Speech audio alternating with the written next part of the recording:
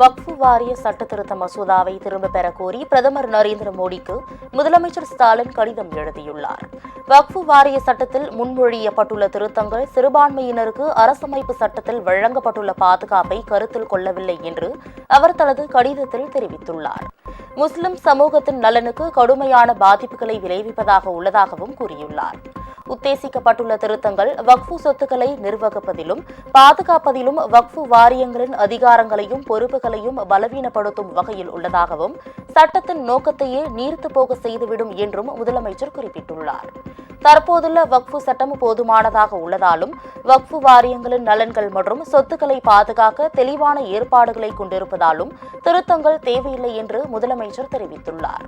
வக்ஃபு வாரிய சட்ட திருத்தத்தை திரும்பப் பெற மத்திய அரசை வலியுறுத்தி தமிழக சட்டப்பேரவையில் தீர்மானம் நிறைவேற்றப்பட்டதை சுட்டிக்காட்டியுள்ள முதலமைச்சர் ஸ்டாலின், முஸ்லிம் மக்களின் நலன்களையும் வக்ஃபு அமைப்புகளையும் பாதுகாக்க பிரதமர் தனிப்பட்ட முறையில் கவனம் செலுத்துமாறு கேட்டுக் கொண்டுள்ளார்.